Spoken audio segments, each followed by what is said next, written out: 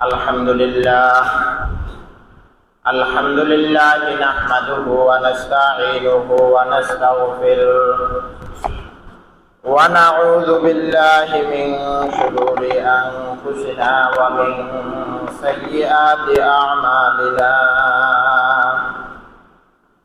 من يهده الله فلا مضل له بسم الله الرحمن الرحيم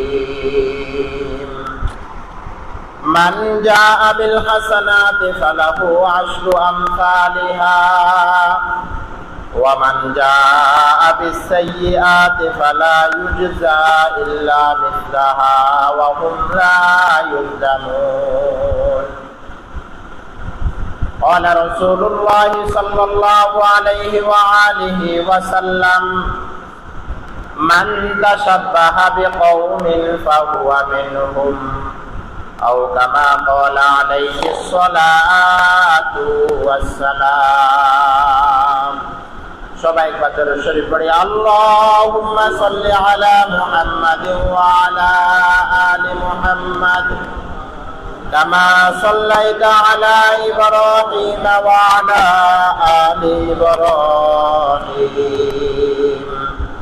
إنك حميد مجيد اللهم بارك على محمد وعلى آل محمد كما باركت على إبراهيم وعلى آل إبراهيم إنك حميد مجيد الحمد لله মহান রব্বুল আলামিনের দরবারে অসংখ্য অগণিত শুকর যে রব্বে কারীম জুমার নামাজ আদায় করার জন্য আমাদেরকে মসজিদে আসার বসার তৌফিক দিয়েছেন।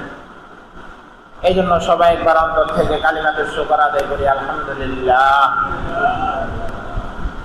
দরুদ ও সালাম আকায়ে নামদার জনাব হযরত মুহাম্মদ সাল্লাল্লাহু আলাইহি ওয়াসাল্লামের উপর। যে আয়াতখানা তেলাওয়াত করেছি সূরাতুল আনআমের 160 নং আয়াত। আল্লাহ রাসূল সাল্লাল্লাহু আলাইহি ওয়াসাল্লামের অসংখ্য অগণিত হাদিস থেকে একটা হাদিস আপনাদের সামনে পাঠ করা হয়েছে।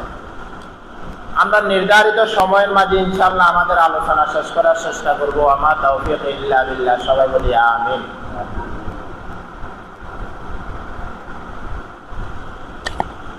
তামাম বিশ্বে মুসলমানদের ঈমান আকীদা ধ্বংস করার জন্য এক এক সময় এক একটা মাধ্যমে এক একটা কাজের মাঝে মুসলমানদেরকে লিপ্ত রাখে। ইহুদি খ্রিস্টানরা মুসলমানদের ঈমান আমল ধ্বংস করার জন্য এক এক সময় এক এক ভাবে এক এক পদ্ধতিতে তারা এক একটা অনুষ্ঠান এক একটা প্রোগ্রাম আমাদের সামনে নিয়ে আসে, যেন মুসলমানদের বাচ্চারা মুসলমানরা তাদের ঈমান আমল আকীদা ইবাদত বন্দেগী থেকে দূরে সরতে পারে। আল্লাহ তাআলা কোরআনের মাঝে বলেন, মান জাআ বিল হাসানাতি ফালাহু আশরু আমসালিহা।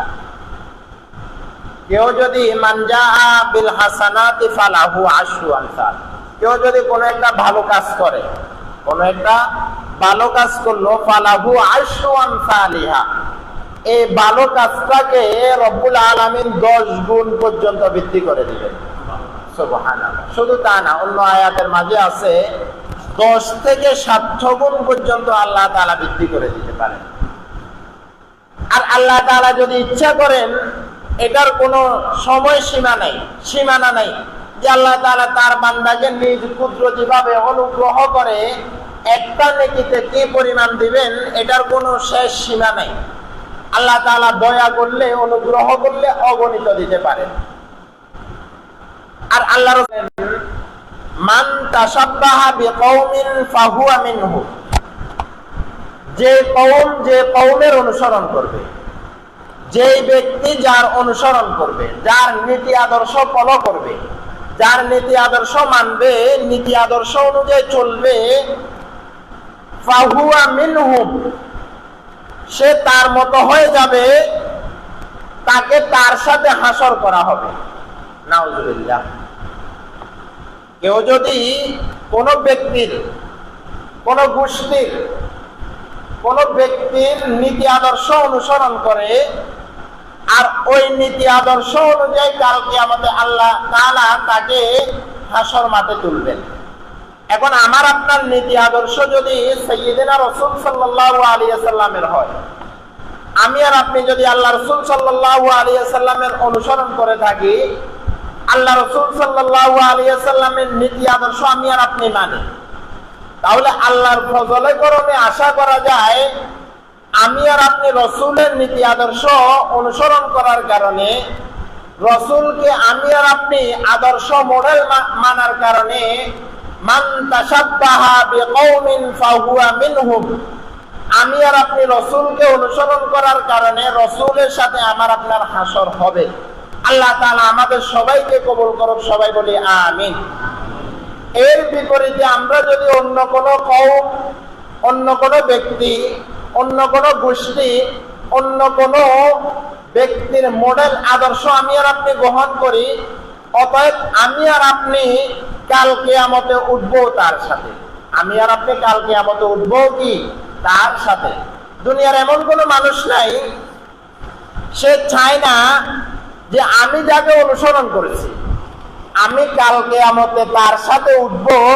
এটা আপনি যখন তাকে বলবেন সেটা মানবে না, বলবে না আমি তার সাথে যেন আমার হাসর না হয়, আমার হাসর যেন সাইয়্যিদুল মুরসালিন আল্লাহর হাবিব সাল্লাল্লাহু আলাইহি ওয়াসাল্লামের সাথে হয়। এটা আমাদের আশা, এটা আমাদের তামান্না, এবং এটাই আমি আর আপনি চাই যেন আমার আপনার শেষ হাসরটা আল্লাহ রাসূল সাল্লাল্লাহু আলাইহি ওয়াসাল্লামের সাথে হয়। কিন্তু রাসূল সাল্লাল্লাহু আলাইহি ওয়াসাল্লামের সাথে যদি আমার আপনার হাসর হতেই হয়, তাহলে আল্লাহ রসুলকে মাইনাস করে, আল্লাহ রসুলের নীতি আদর্শ মাইনাস করে দুনিয়াতে অন্য কারো নীতি আদর্শ, অন্য কাউকে আমি আর আপনি ফলো করতে পারবো না। অন্য কাউকে কি করতে পারবো না? ফলো করতে পারবো না, অন্য কাউকে মানতে পারবো না। বলতেছিলাম তামাম ইহুদি জাতি, ইহুদি খ্রিস্টানরা মুসলমানদেরকে ধ্বংস করার জন্য এক একটা সময় এক একটা বিষয় মুসলমানদের সামনে নিয়ে আসে। এক একটা সময় এক একটা বিষয় কি মুসলমানদের সামনে নিয়ে আসে। কিন্তু আমরা যারা মুসলমান, আমরা যারা আল্লাহ রাসূলের উম্মত, আমাদেরকে এই সমস্ত বিষয়গুলা সম্পর্কে খুব সজাগ সতর্ক থাকতে হবে। আর উম্মতে মুহাম্মাদীর উম্মতদেরকে সতর্ক করার সবচেয়ে বড় দায়িত্ব হচ্ছে ওয়ারাসাতুল আম্বিয়া উলামায়ে কেরাম। উম্মতে মুহাম্মাদীর মানুষকে সতর্ক করার, সজাগ করার দায়িত্ব হচ্ছে উলামায়ে উম্মতের, ওয়ারাসাতুল আম্বিয়া উলামায়ে কেরামের। এজন্য উলামায়ে কেরাম একটা বিষয় সম্পর্কে উম্মতকে সতর্ক করার পর, একটা সঠিক বিষয় উম্মতকে জানান দেওয়ার পর, ওই উম্মত যদি বিষয়টা না মানে, উম্মত যদি বিষয়টা থেকে পরহেজ করে বেঁচে না আসে, তাহলে এটার জন্য ওয়ারাসাতুল আম্বিয়া উম্মতের উলামায়ে কেরাম যারা, তারা দরপাকট হবে না। ধরে নেন আমি আপনাদের মসজিদের খতিব, আমার দায়িত্ব হচ্ছে ফারিকুম ফিল জান্নাহ ওয়া ফারিকুম ফিস সাঈদ। আল্লাহ তাআলা দুইটা রাস্তা ঘোষণা করেছেন, একটা রাস্তা জান্নাতের, আরেকটা রাস্তা জাহান্নামের। আল্লাহ রাসূল সাল্লাল্লাহু আলাইহি ওয়াসাল্লামের চাচা আবু তালেব ইন্তেকালের সময়, আবু তালেব ইন্তেকালের সময় রাসূল সাল্লাল্লাহু আলাইহি ওয়াসাল্লাম একদম পেরেশান, হায়রে ঈমান আনতেছে না আল্লাহ রাসূলের চাচা। আর আল্লাহ রাসূলের চাচাটা কেমন ছিল? যদিও ঈমান না আনে, কিন্তু রাসূল সাল্লাল্লাহু আলাইহি ওয়াসাল্লামকে সর্ববিষয় সর্বদিক থেকে সহযোগিতা করেছেন। সর্ববিষয় সর্বদিক থেকে কি করছেন? সহযোগিতা করছেন। শুধু তা না, আল্লাহ রাসূলের চাচা ঘোষণা করছেন, যতদিন পর্যন্ত আমি দুনিয়ার মাঝে বেঁচে থাকবো ততদিন পর্যন্ত ভাতিজা মুহাম্মদ তোমার গায়ের উপর কেউ ফুলের চিমড়ও দিতে পারবে না, কেউ ফুলের চিমড়ও দিয়ে দিতে পারবে না, এমন ভাবে আল্লাহ রাসূলকে মুহাব্বত করতেন। কিন্তু চাচার ইন্তেকালের আগ মুহূর্তে রাসূল সাল্লাল্লাহু আলাইহি সাল্লাম পেরেশান, হায়রে আল্লাহ রাসূলের চাচা ঈমান আনতেছে না, ঈমান আনতেছে না, পেরেশান আল্লাহ রাসূল বারবার ঈমান আনানোর জন্য চেষ্টা করতেছেন। সঙ্গে সঙ্গে আল্লাহ তাআলা কোরআনের আয়াত নাযিল করে দিয়েছেন, ইন্নাকা লা তাহদি মান আহবাবতা ওয়ালাকিন্নাল্লাহা ইয়াহদি মান ইয়াশা। আল্লাহ তাআলা সঙ্গে সঙ্গে কি করছেন, কোরআনের আয়াত নাযিল করে দিয়েছেন, ইন্নাকা লা তাহদি মান আহবাবতা ওয়ালাকিন্নাল্লাহা ইয়াহদি মান ইয়াশা। রাসূল আপনি পেরেশানি হবেন না, আপনি টেনশনের মাঝে পড়বেন না, আপনার দায়িত্ব ঈমান নিয়ে আসা, আপনার দায়িত্ব না ঈমান এনে দেওয়া, আপনার দায়িত্ব না। ইন্নাকা লা তাহদি মান আহবাবতা ওয়ালাকিন্নাল্লাহা ইয়াহদি মান ইয়াশা। রাসূল আপনার দায়িত্ব শুধু এতটুকু, আপনি শুধু সঠিক রাস্তাটা তাকে বাতায় দিবেন, সঠিক পথটা কি তাকে বাতিয়ে দিবেন। যে জায়গায় রাসূলের দায়িত্ব ছিল সঠিক রাস্তা বলে দেওয়া, সঠিক রাস্তা কি, এটা সঠিক রাস্তা, এটা নাহক রাস্তা, এটা ভালো রাস্তা, এটা খারাপ রাস্তা। আপনি আপনার সন্তানকে বললেন, সন্তান তুমি এখান থেকে পেনিতে যাইবা, যদি রাত্রিবেলা তুমি হাই রোড দিয়ে যাও তাহলে হাই রোডে হাইজ্যাক হওয়ার সম্ভাবনা নাই, এখানে গাড়ি চলাফেরা বেশি করবে। কিন্তু তুমি যদি ভিতর দিয়ে গুণমত দিয়ে ভিতর দিয়ে যাও তাহলে মধ্যখানে তুমি বিপদের সম্মুখীন হওয়ার সম্ভাবনা আছে। কিন্তু সন্তান আমার কথা শুনলো না, সন্তান ভিতরের বাই রোড দিয়ে গেল, বিশ্ব রোড দিয়ে গেল না, সন্তান বিপদে পড়ল। এটার জন্য বাপ দায়ী হবে না, কারণ বাবা তাকে সঠিক রাস্তা বলে দিয়েছেন। উম্মতের ওয়ারাসাতুল উলামায়ে কেরাম যারা, তাদের দায়িত্ব হচ্ছে সঠিক পথ বলে দেওয়া, এটা সঠিক রাস্তা, এটা নাহক রাস্তা। উম্মতটা যদি উম্মতের উলামায়ে কেরামের কথা না শুনে ব্যাঠিক পথে যায় তাহলে উম্মতের উলামায়ে কেরাম কালকে আমাদের রাসূলের সামনে জবাব দেওয়া লাগবে না।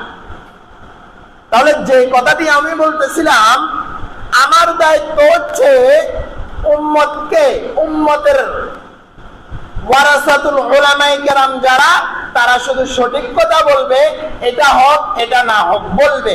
কিন্তু উম্মত যদি না মানে, এটার জন্য আমি খতিব সাহেব দায়ী না, এটার জন্য সভাপতি দায়ী না, এটার জন্য সেক্রেটারি দায়ী না, এটার জন্য কমিটি দায়ী না। কমিটির দায়িত্ব পালন করবে, সঠিক কথা বলবে, আমি মানলাম না, এটার জন্য তারা দায়ী না। তাহলে বলতেছিলাম, ইহুদি খ্রিস্টানরা মুসলমানদের ঈমান আমল ধ্বংস করার জন্য এক একটা সময় এক একটা বিষয় মুসলমানদের সামনে নিয়ে আসে। এর ধারাবাহিকতায় এখন আমাদের সামনে আসছে ফুটবল খেলা, আমাদের সামনে আসছে কি ফুটবল খেলা। দেখেন, মুসলিম বিশ্ব 92% মুসলমানের দেশ বাংলাদেশ, 92% মুসলমানের দেশ কি বাংলাদেশ। মুসলমানের সন্তানরা আর্জেন্টিনার সাপোর্ট করে, একটু পরে বলতেছি। মুসলমানের সন্তানরা ব্রাজিল সাপোর্ট করে, ওই মুসলমানের সন্তানরা ওই ইহুদি খ্রিস্টানকে ফলো করে। ওই মুসলমানের সন্তান, আমার সন্তান, আপনার সন্তান, আব্দুল্লাহর সন্তান, আব্দুর রহমানের সন্তান, তার শরীরের মাঝে মুসলমান মায়ের রক্ত লেগে আছে।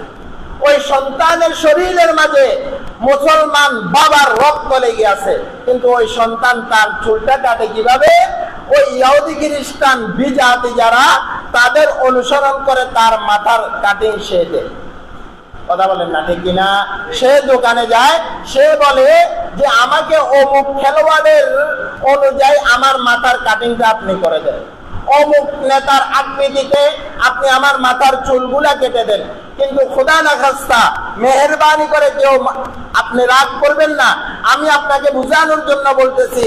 আমি ঈমান আনলাম আল্লাহর উপর, রাসূল সাল্লাল্লাহু আলাইহি ওয়াসাল্লামকে শেষ নবী হিসাবে বিশ্বাস করলাম, কিন্তু রাসূলের আদর্শ অনুযায়ী আমি আর আপনি দাড়ি রাখতে পারলাম না, রাসূলের আদর্শ অনুযায়ী আমি আর আপনি চুল কাটতে পারলাম না, রাসূলের আদর্শ অনুযায়ী আমি আর আপনি জীবন যাপন করলাম না, আমি আর আপনি জীবন যাপন করলাম ওই ইহুদি খ্রিস্টানদের নীতি আদর্শ অনুযায়ী, আমি আর আপনি অনুসরণ করলাম বিজাতিকে। তাহলে কাল কিয়ামতে আমি আর আপনি কিভাবে বলবো যে আমার হাসরটা রাসূলের সাথে হবে?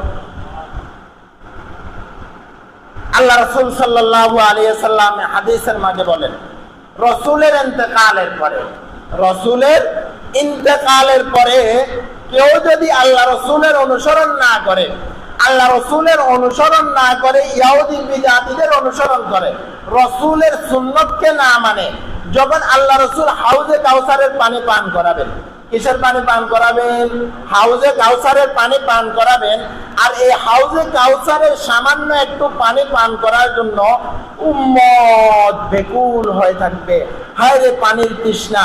যদি সামান্য একটু উম্মত যদি হাউজে কাউসারের পানি পান করে, কিয়ামত পর্যন্ত তার আর পানির তৃষ্ণা লাগবে না। আল্লাহ আমাদের সবাইকে হাউজে কাউসারের পানি পান করার তৌফিক দান করুক, সবাই বলি আমিন। আল্লাহ রাসূল সাল্লাল্লাহু আলাইহি ওয়াসাল্লাম হাউজে কাউসারের পানি পান করাবেন, প্রতিটা উম্মতকে হাউজে কাউসারের পানি পান করাইবেন। কিন্তু একদল উম্মত যখন রাসূলের দিকে আসতে থাকবেন, ফেরেশতারা সঙ্গে সঙ্গে রাসূল এবং উম্মতের মাঝে পর্দা দিয়ে দিবেন। রাসূল এবং উম্মতের মাঝে কি দিয়ে দিবেন? পর্দা দিয়ে দিবেন। হাদিসের মাঝে আছে, রাসূল সাল্লাল্লাহু আলাইহি ওয়াসাল্লাম ফেরেশতাদেরকে প্রশ্ন করে, হে আমার ফেরেশতারা, তারা পর্দা কেন তোমরা দিলা আমার উম্মতের মাঝে, আর আমার মাঝে তোমরা পর্দা কেন দিলা?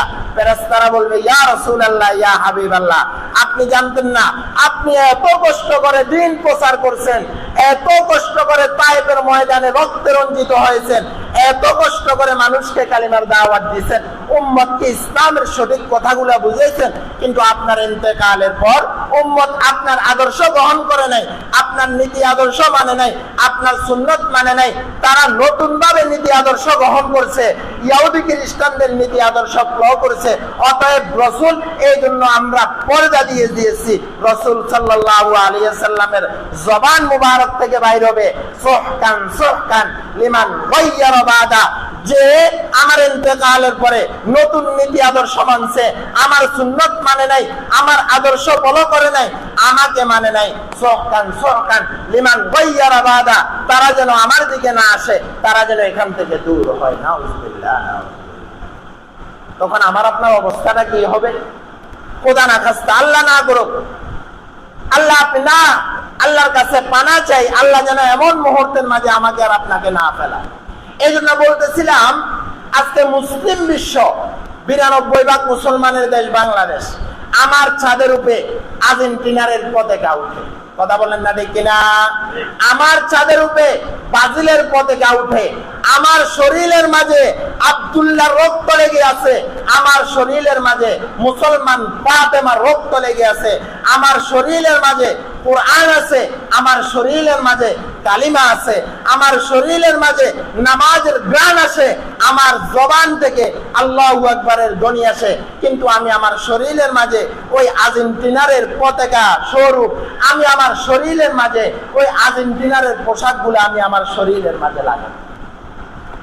হায়রে মুসলমান, ওই আর্জেন্টিনার যাকে আমি আর আপনি সাপোর্ট করলাম, ব্রাজিল আমি আর আপনি যাকে সাপোর্ট করলাম, তারা তাদের রাষ্ট্রীয়ভাবে আইন করে ঘোষণা করছে তাদের দেশের মাঝে কেউ আযান দিতে পারবে না। নাউযুবিল্লাহ। তারা রাষ্ট্রীয়ভাবে ঘোষণা করছে তাদের দেশে কেউ প্রকাশ্যে নামাজ পড়তে পারবে না।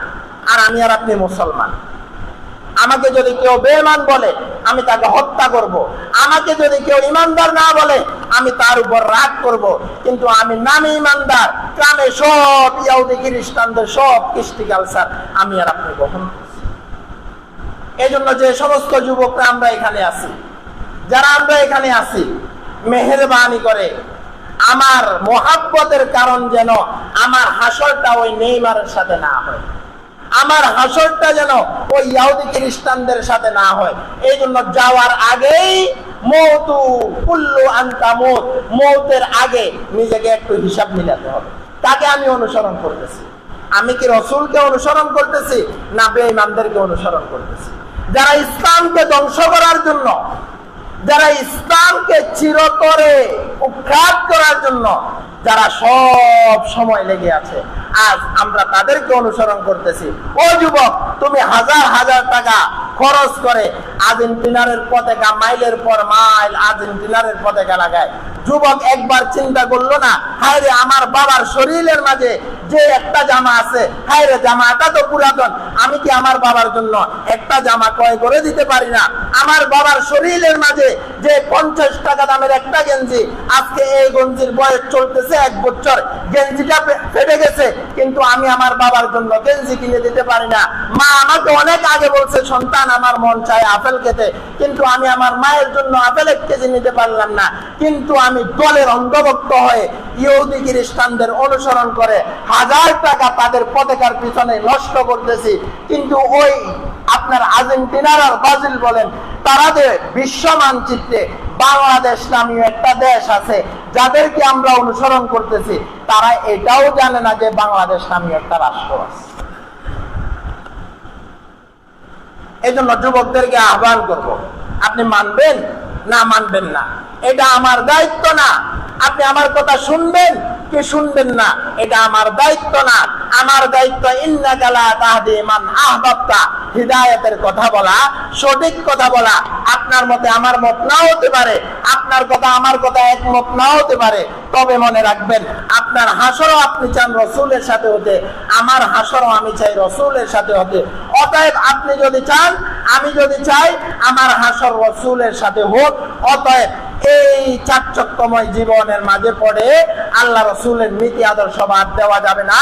আল্লাহ রসুলকে মাইনাস করে অন্য কোন নীতি আদর্শ গ্রহণ করা যাবে না।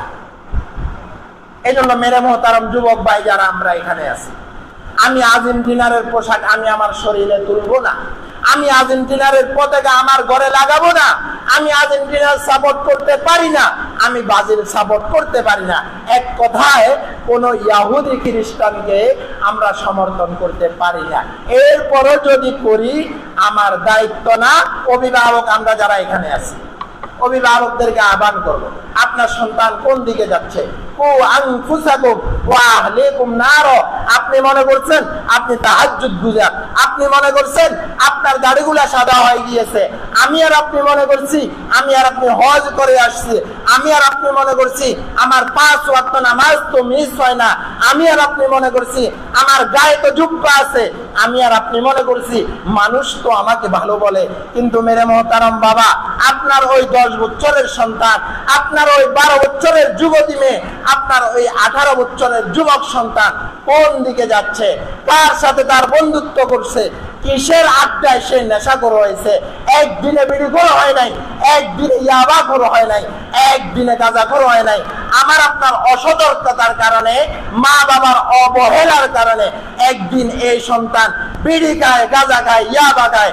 এক সময় সে সমাজের শ্রেষ্ঠ মাস্তান, শ্রেষ্ঠ সন্তান হিসাবে তার রূপ সমাজের মানুষ দেখতে পায়। এই জন্য মেরে মোহতারম, রব্বুল আলামিনের কাছে কালকে আমাদের সন্তানরা অভিযোগ করবে, যার জন্য এত কষ্ট করলাম, সন্তানের জন্য এত কষ্ট করলাম, সন্তানের জন্য মাথার গাম পায়ে ফেলাইলাম। সন্তান কালকে আমাদের আল্লাহকে কি বলবে জানেন?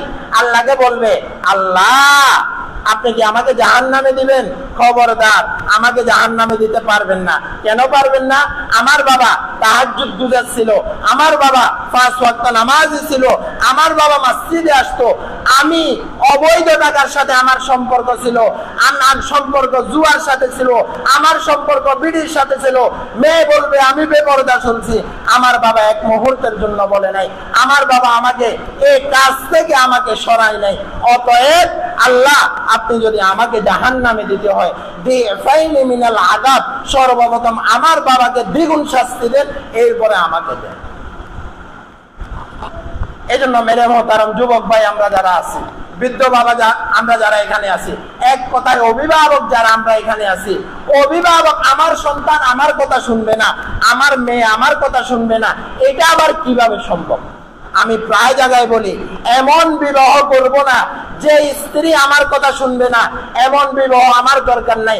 আমি কবিলতু বলে 5 লক্ষ টাকা দিয়ে আমি বিবাহ করলাম, আমার স্ত্রী নাকি আমার কথা শুনবে না। এত কষ্ট করে সন্তানকে আমি জন্ম দিলাম, সন্তান আমার কথা শুনবে না। এত কষ্ট করে মেয়েকে আমি লালন পালন করলাম, মেয়ে আমার কথা শুনবে না। অতএব যে স্ত্রী আমার কথা শুনতে পারে না, এমন স্ত্রী আমার দরকার নেই, আমার বিবাহের দরকার নেই। যে সন্তানকে আমি আদর্শ মানুষ হিসাবে গড়ে তুলতে পারবো না, মেরে মোহতারাম ক্ষমা চাই, এমন সন্তান জন্ম দিয়েন না। যে মেয়ে আমার কথা শুনবে না, মেরে মোহতারাম মাপ চাই, এমন মেয়ে দুনিয়ার মাসে নিজে নিয়ে আসিয়েন না।